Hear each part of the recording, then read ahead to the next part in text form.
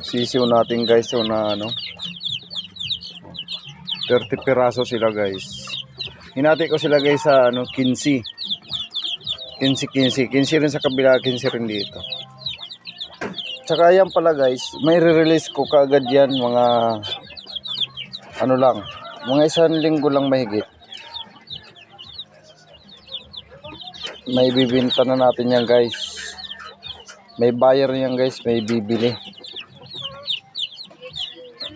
Ito.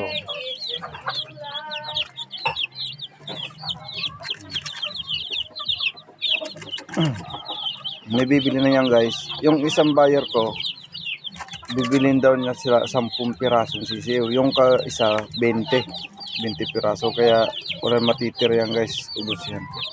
Bibilihin niya na.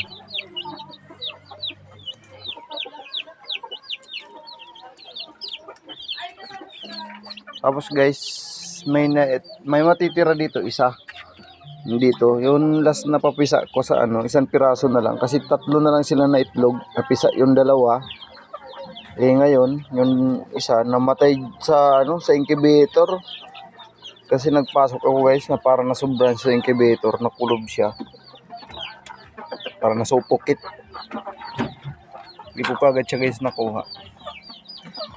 Tapos guys, itong mga babae natin dito manok, nasa 8 piraso ito. Guys, oh. 8 piraso yan sila guys. Yan. Pinalitan ko na guys yun, ano, hindi na si bungo. Yung talisay na guys. Oh.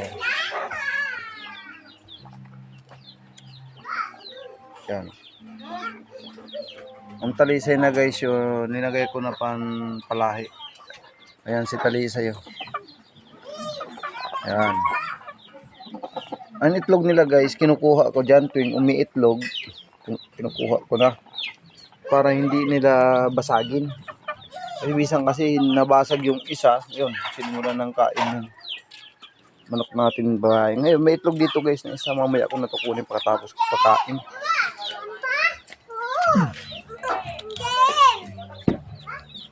Ito guys oh, may nangitlog na isa. Pero marami na ako guys na kuha na itlog dito. Bibilangin natin guys kung ilang piraso yun. Nandun sa loob ng bahay. Di, kunin ko na rin pala to. Ito, kunin na natin guys.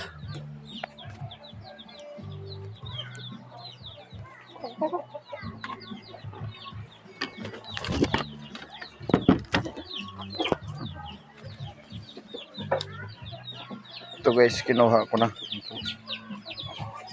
Ang itlog nito guys, yung bago pa lang nangingitlog kasi ang liit pa oh.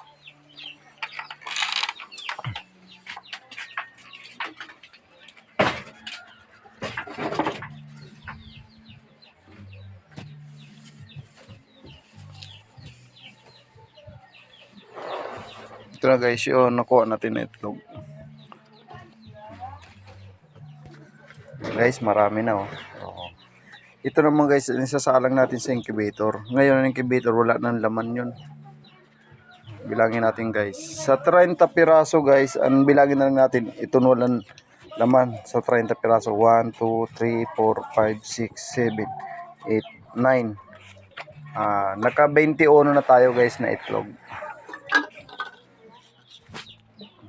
Ito guys yun, incubator natin. Ito guys oh. Yun. May itlog pa natira. Yung bugok na itlog.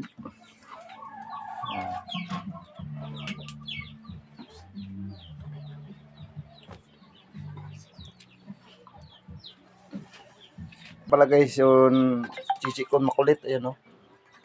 Si makulit yan, si makulit. Yan ang pakainan niya sa ilalim. Tsaka guys, ito. So guys, di na siya nag-itlog tapos na mangitlog yan. Pakita ko pa guys yun, mga sisiw ko yun. Galing dun sa linagyan natin ngayon. Galing sa incubator na sisiw. Ito na sila oh. Ang lalaki na guys. Ayan oh. Wala ng tubig, ubos na agad. Lalaki na guys. Ito guys, itim na may pagkatalisay oh. Lalaki. Yung isa babae. Tapos puti.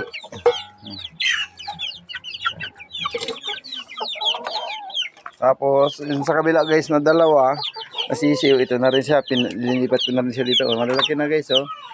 Oh. Parang mga mistiso na yan guys, oh. Ito yung line ng talisay natin na pinaupa doon. Kaso lang guys, may sipon to eh. Sinipon yung mata niya. Ito guys, para makita nyo. Ayan, oh. Nagalip side lang. Ayan na guys, oh, yan. Yan. May diferensya yung mata niyang kabila. Ayan, oh. Ayaw tumingin na maayos. Tapos itong isang babae ko na pagkawala, hinuli ko kanina dahil meron siyang halak.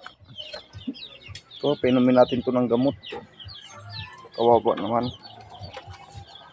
Sa sobra kasi lamig guys. Pag ganito talaga mga January dito, sobrang lamig ng panahon. Kagabi nga, sobrang lamig, napa-jacket ako. Kaya binalot ko na maigi yung kulungan ng sisiw sa sobrang lamig. Malaki na yun, may sipon, oh. Magaling-galing na. Ito na si Bungo guys, yung pinalahin natin doon.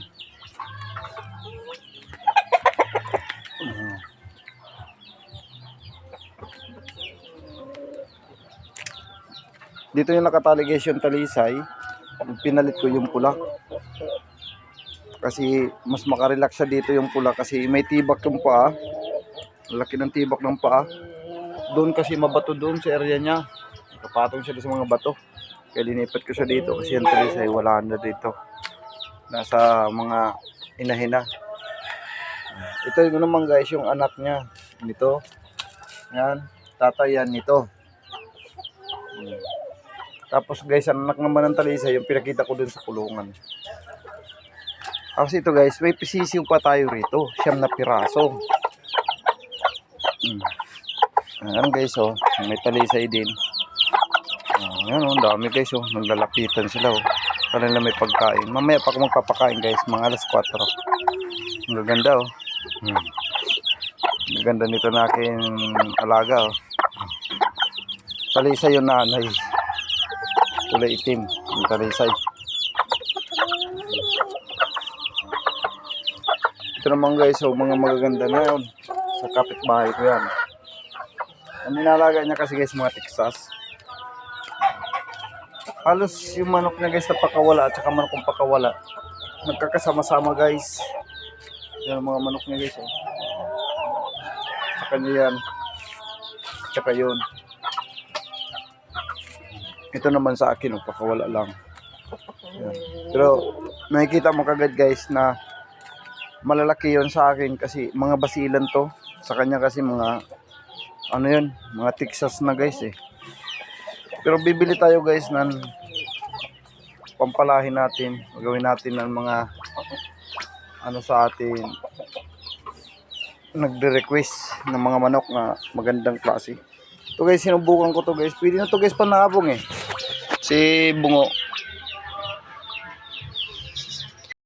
Pwede na siya panabong.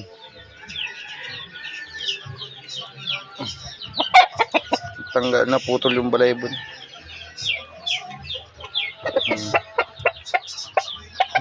Kinuha niya. Guys, mamaya na tayo guys magpapakain. Hanggang dito na lang guys. Yun. May nagitlog pa pala ako dito guys. Ito. Ito guys, oh. Nasasaya, nasisira lang guys eh. Gusto ko sana kunin kasi sayang. Nababasag. Dahil pag nag-aukay siya, nababasag, oh. May mga basag na nga, oh. Lipat ko kaya to sa incubator para umano to. Kaso nga lang yung incubator doon guys, ginamit ko yung isang ilaw. Doon ko nilagay sa may sisiw kasi sobrang lamig. Diba sana kung mayroong ano, isang ilaw lang kasi yun eh. Yan, dalawa sila. Yung isa wala na. Ito siya guys, parang apo niya na to. Ito yung pinaka-original ko na Basilan. Yung asawa nito, ano, yan. Yan silang dalawang original talaga. Diyan sila nagmula lahat ng basilan ko. Ito, apo na lang to. Guys, okay guys, hanggang dito lang guys ang akin video guys. Maraming salamat guys. Thank you. Guys, paki-like and share naman guys ng mga video natin guys para magiging updated kayo sa ating ilalabas na video. Thank you, salamat.